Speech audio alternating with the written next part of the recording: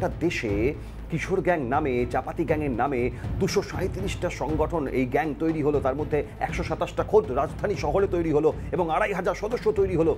একদিনে নয়, দুদিনে নয়, ধীরে ধীরে তৈরি হয়েছে। এর পেছনে কাদের মদতে এবং মূল টার্গেট কি এই গ্যাংগুলির? তারা কি এক ছাতার তলাতেই এইভাবে দিকে দিকে আক্রমণ শানাচ্ছে? এবং 40% কিশোর এই গ্যাংয়ের সদস্য, মানে ভাবতে পারছেন রাজাগোপাল বাবু? হ্যাঁ, দেখুন, মানে যেভাবে শিল্প ধ্বংস হয়েছে, একটাই শিল্প ছিল রেডিমেড গার্মেন্টসের শিল্প, সেটা কিন্তু আন্তর্জাতিক স্বীকৃতি ছিল, তার ভালো ব্যবসা ছিল, ভালো মানুষ সেখানে কর্মসংস্থান হয়েছিল, সেগুলো সব ভেঙে চুরমার হয়ে গেছে। তারপরে মানুষের এবং সেই শিল্প ভিত্তিক অনেক ধরনের অ্যান্সিলারি শিল্প গড়ে উঠেছিল, এখন সেগুলো সব গেছে।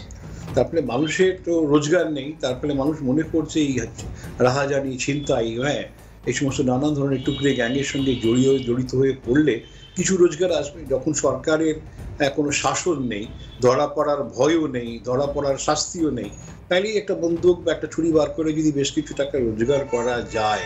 বাংলাদেশে এরকম বহু ইতিহাস আছে। তার ফলে ইয়ং ছেলেরা মনে করছে যে এটাই বুঝি তাদের রোজগারের বড় পথ, এবং এইভাবেই যদি তাদের বীরত্ব দেখাতে পারে, রাজনীতিতেও তাদের একটা সম্মান হয়তো আগামী দিনে মিলবে। এইসব কারণে নানান দিকে আমরা দেখতে পাচ্ছি এইসব টুকরো গ্যাংরা এসেছে। এদের লক্ষ্য সাধারণ মানুষ, তার সঙ্গে ধর্মের কোনো যোগাযোগ নেই, বয়সের কোনো যোগাযোগ নেই, এদের মধ্যে কোনো মানবিকতা নেই। এরা সেভাবেই টাকা লুটছে, হয়তো টাকা লুটের কিছু অংশ পুলিশকে দিচ্ছে বা যারা ইউনিসেফ প্রশাসনের কাছাকাছি আছে তাদেরকে দিচ্ছে, এবং এইভাবেই তারা দেশটার এমনই একটা পরিচয় দিচ্ছে যাতে করে বাংলাদেশ সম্বন্ধে আন্তর্জাতিক মহলে যারা বিনিয়োগকারী তাদের কোনো আগ্রহ নেই।